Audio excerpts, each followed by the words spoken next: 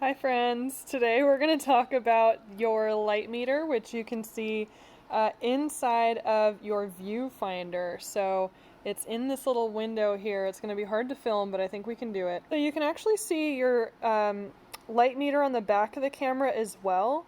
So anytime you half press the shutter release button, you'll see that little scale on the back of your camera take a light reading, and that little indicator that will flash or kind of turn on and off, that is your light meter, and it's giving you a reading of how your exposure is looking. So just like a thermometer that you might use to cook meat, make sure that it's cooked correctly, that's what the light meter on a camera does. So right now it's telling me mine is way undercooked, to use the thermometer metaphor.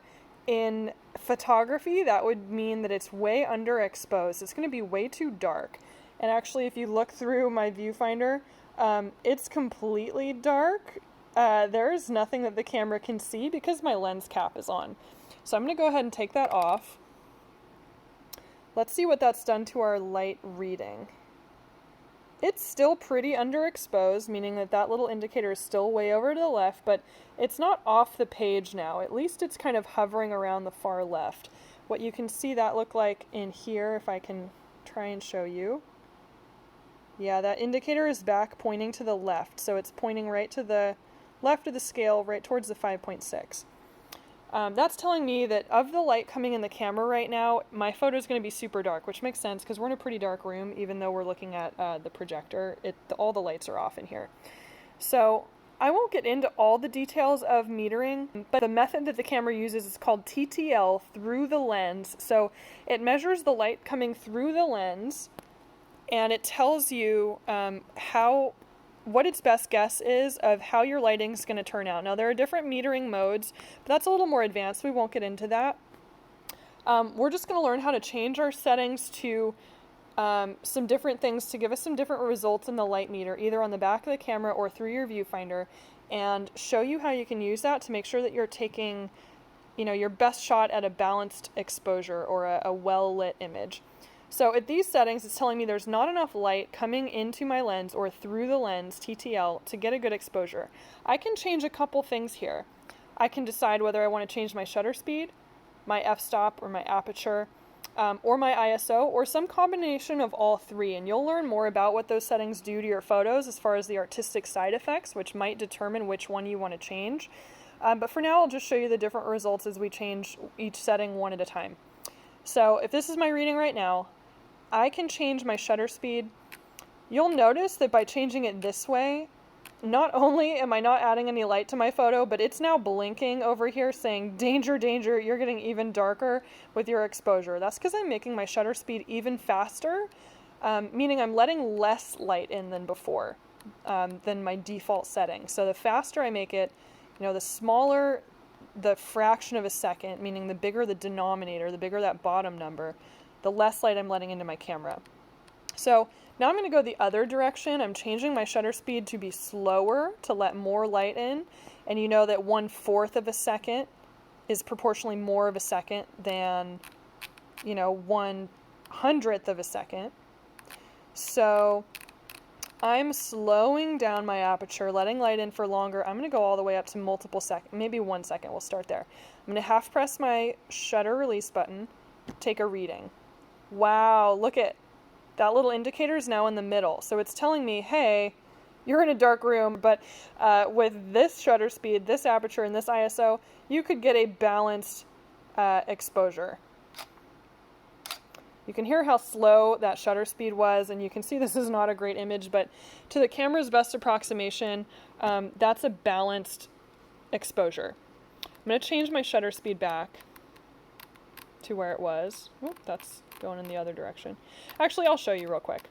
So this is the slowest shutter speed that I can get on record, besides the bulb setting where you literally just have it on like, hey, keep the shutter open until I tell you to close it. You would use maybe a remote for that. So now I'm going to take a light meter reading. I'm going to half press my shutter release button.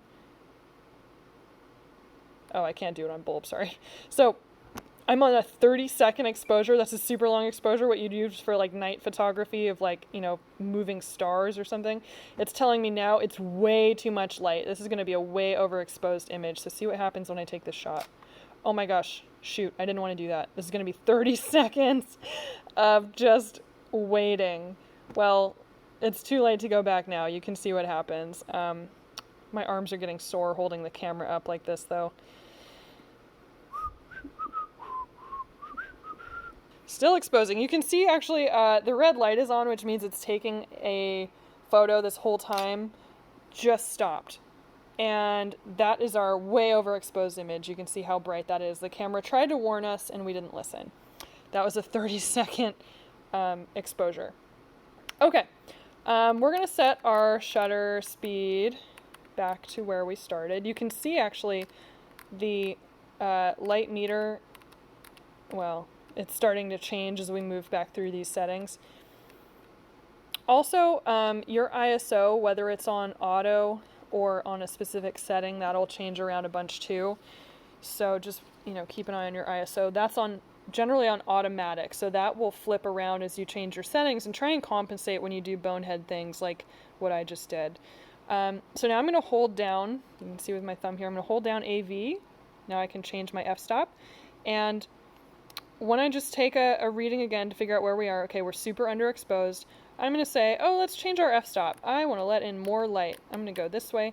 I actually can't go much more open than that. I really can't let in any more light because of the limitations of my lens and my camera. I mean, maybe the lowest you could go is like 1.2 or something. I don't know if I've seen any go lower than that, but you know, there's a point where you just don't have enough light in the scene. And in a really dark room, yeah, I have the projector on, but the room is super dark. I mean, all the lights are out. There's just, woo! I hit the keyboard with my tripod. There's just not enough light in this scene. So the camera's doing its best, but it's telling me, you know what, these settings are not going to cut it. That's as low as we can go. So that's when you would have to say, okay, I've hit a wall. Now I'm going to have to change my shutter speed to let in more light. I'm going to make that slower and open it up.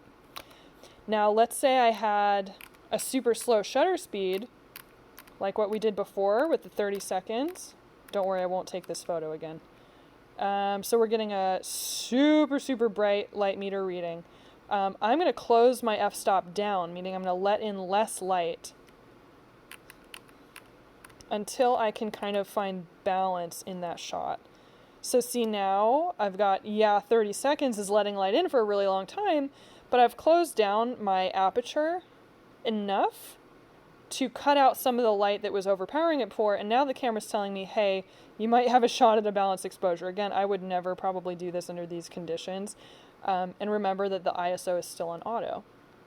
I'm going to change my ISO though. I'm going to put it to 100 just so we can have something kind of stable.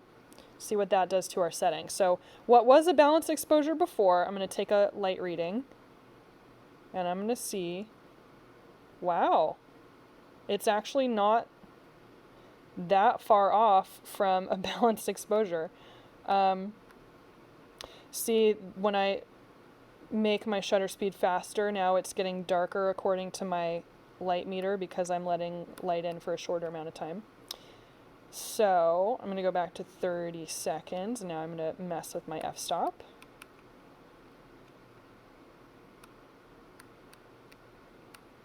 And I'm opening that up to let in more light. And again, I've gotten back to kind of balance, that zero spot. My camera telling me that I've got a balanced exposure. And notice that that changes depending on where I point my camera. So if I'm pointing at the bright screen, you know, it's factoring that in. Okay, I'm going to get to a balanced exposure by changing my shutter speed. But if I point somewhere else, I don't know if I can show you here. I might have to tilt the camera and point somewhere darker. Let's see.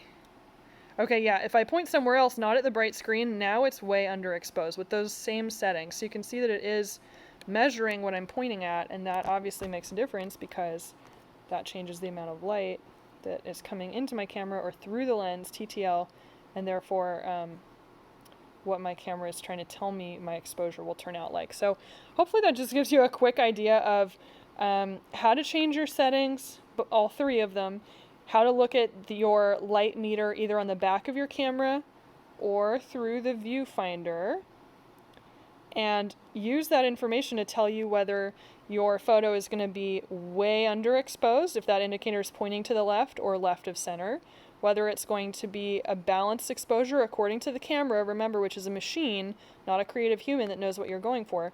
In the middle, it's a balanced exposure, or over to the right or off to the way to the right edge. If it's overexposed, meaning there's too much light, it's going to be too bright. So hopefully that helps introduce you to your light meter.